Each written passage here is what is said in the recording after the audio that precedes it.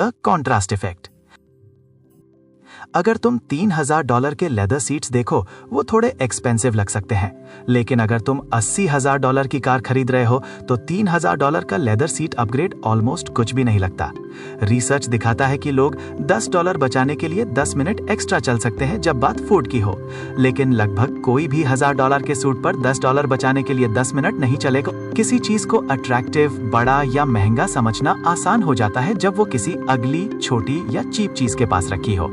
Absolute judgements लेना मुश्किल होता है। अगली बार जब तुम शॉपिंग पर जाओ, कोशिश करो खुद को पकड़ने की कि कहीं तुम्हारी परचेसिंग डिसीजंस कॉन्ट्रास्ट इफेक्ट से इन्फ्लुएंस तो नहीं हो रही। Confirmation bias. तुम्हारा किसी चीज के बारे में पहले से एक एग्जिस्टिंग बिलीफ होता है। तुम उस बिलीफ को सपोर्ट करने वाले एविडेंस की तलाश में निकलते हो जो बिलीफ को और रीएनफोर्स करता है। फिर तुम इस साइकिल को कंटिन्यू करते हो और बिलीफ को और रीएनफोर्स करते रहते हो। अगर तुम्हें ऐसा एविडेंस मिलता है जो तुम्हारे बिलीफ को सपोर्ट नहीं करता, तो तुम उस डिसकन्फर्मिंग एविडेंस को फिल्टर कर देते हो और तुम्हारा ब्रेन एक्टिवली उसे थोड़े टाइम बाद भूल जाता है।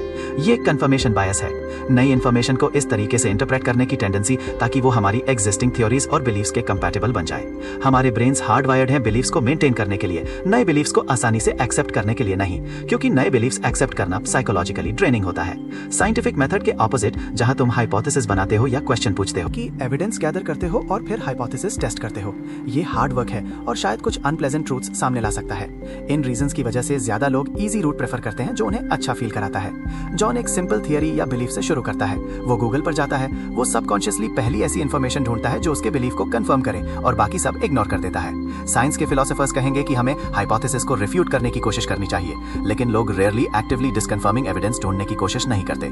इससे भी बुरी बात यह है कि आज के सबसे बड़े प्लेटफॉर्म्स कंटेंट को पर्सनल इंटरेस्ट्स और ब्राउजिंग हिस्ट्री के हिसाब से टेलर करते हैं, जो कंफर्मेशन बायस को मास स्केल पर सुपरचार्ज कर देता है।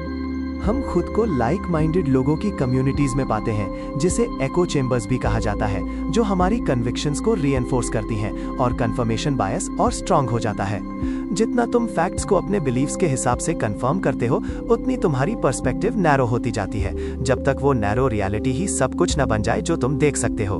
Confirmation bias I am always correct ego का जेनेसिस है, खासकर पॉलिटिकल डिस्कोर्स में। वो किस प्लैनेट पर रह रहे हैं, उन्हें किसी ऑल्टरनेट रियलिटी में रहना चाहिए। मैं हर चीज में बिल्कुल सही हूं, देखो मेरे साइड पर कितने फैक्ट्स हैं।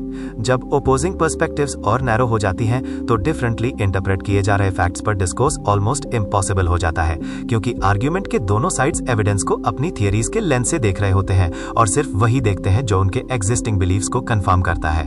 डैनियल कानमन के मुताबिक लोगों को झूठ पर बिलीव करवाने का एक रिलायबल तरीका फ्रीक्वेंट रेपिटेशन है, क्योंकि फेमिलियरिटी को ट्रूथ से आसानी से अलग नहीं किया जाता। जब लोग एक ही चीज को बार बार सुनते हैं तो फैक्ट्स का कोई मतलब नहीं रह जाता। एको चेंबर्स फ्रीक्वेंट रेपिटेशन और आइडियाज के डिसेमिनेशन के फ्लाईव्हील्स होते हैं। वही आइडियाज शेयर, लाइक और रिपीट होते रहते हैं और कोई नया बिलीफ जल्दी से शट डाउन कर दिया जाता है। सारी डाइवर्जेंट थिंकिंग और ओपिनियंस धीरे धीरे गायब होने लगते हैं। कंफर्मेशन बायस को एलिमिनेट करने का कोई तरीका नहीं है, सिर्फ उसका इफेक्ट कम करने के तरीके हैं। सबसे पहला स्टेप यह है कि तुम बस अवेयर हो जाओ कि ये माइंड ट्रैप एग्जिस्ट करता है। अगर टाइम मिले रिफ्लेक्ट करने का, तो थिंक ग्रे करने की कोशिश करो। अगर तुम सच में इंडिपेंडेंट थिंकर बनना चाहते हो, तो तुम्हें ग्रे एरियाज एक्सप्लोर करने होंगे और ग्रुप के हाइव माइंड से आगे बढ़ना होगा। अपनी इंफॉर्मेशन अलग अलग सोर्सेस से लो और किसी बिलीफ में इसलिए मत फंसो क्योंकि लोग तुम्हें वैसे सोचने को कह रहे हैं या क्योंकि उसे इतनी बार रिपीट किया गया है कि तुम उसे ट्रूथ मान बैठो। कंफर्मेशन बायस पर्सपेक्टिव को नैरो करता है, अपनी पर्सपेक्टिव वाइडन करो। ज्यादा केसेस में ऑब्जेक्टिव फैक्ट्स बीच के ग्रे एरिया में होते हैं। The Baader Meinhof phenomenon. तुम एक सर्टेन ब्रांड की कार खरीदते हो और अचानक तुम्हें वो कार हर जगह दिखने लगती है, जबकि पहले नहीं दिख रही थी। जब तुम कोई नया शब्द या नया कॉन्सेप्ट सीखते हो, अचानक तुम उसे अपनी लाइफ में हर जगह देखने लगते हो। तुम सोचने लगते हो, ये अजीब है, कैसे पॉसिबल है कि मैंने कभी अपनी लाइफ में ये शब्द नहीं देखा और अब इस वीक 3 बार देख लिया, या मैं हर जगह ये नए शूज क्यों देख रहा हूँ, क्या ये इतने पॉपुलर हो रहे हैं। बादर-माइनहोफ फेनोमेनन एक इल्यूजन है जिसमें किसी चीज को पहली बार नोटिस करने के बाद उसे ज्यादा बार नोटिस करने की टेंडेंसी होती है। है। ये तब होता है जब किसी चीज के बारे में इंक्रीज्ड अवेयरनेस इल्यूजन क्रिएट करती है कि वो ज्यादा फ्रीक्वेंटली अपीयर हो रही है। ये फिनोमिनन दो और बायसेस से ऑगमेंट होता है। रीसेंसी इफेक्ट जो रीसेंट स्टिमुलाई की इंपॉर्टेंस को इन्फ्लेट करता है, और कंफर्मेशन बायस जो तुम्हारे दिमाग में इन अजीब कोइंसिडेंसेस को कंफर्म करता है और फिर तुम्हारी सर्च को परपेचुएट करता है ताकि तुम कंफर्म करते रहो कि इन कोइंसिडेंसेस का कोई मीनिंग जरूर है।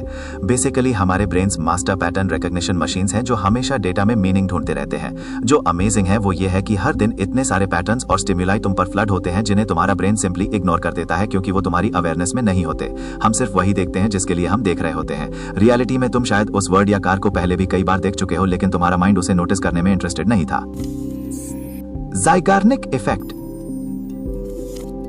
हम ऑलमोस्ट हमेशा इनकम्प्लीट टास्क्स याद रखते हैं, लेकिन कंप्लीटेड टास्क्स आसानी से भूल जाते हैं। सीधा सा मतलब इनकम्प्लीट टास्क्स हमारी मेमोरी में कंप्लीटेड टास्क से ज्यादा टाइम तक रहते हैं। शुरुआत में यह माना जाता था कि ज़ाइगार्निक इफेक्ट को रोकने का एक ही तरीका है इनकम्प्लीट टास्क्स को कंप्लीट करना, लेकिन बाद की रिसर्च में पाया गया कि सिर्फ एक प्लान बनाना या लिख देना कि टास्क कैसे कंप्लीट होगा इफेक्ट को रोकने के लिए काफी है।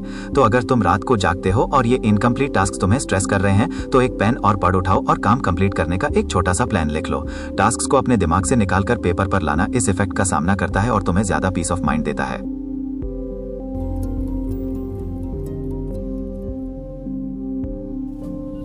The paradox of choice. एक सुपरमार्केट में 2 एक्सपेरिमेंट्स कंडक्ट किए गए। पहले एक्सपेरिमेंट में 24 डिफरेंट टाइप्स के जैम फ्रीली टेस्ट करने और डिस्काउंटेड प्राइस पर ऑफर किए गए, और दूसरे एक्सपेरिमेंट में सिर्फ 6 वैरायटी के जाम रखे गए।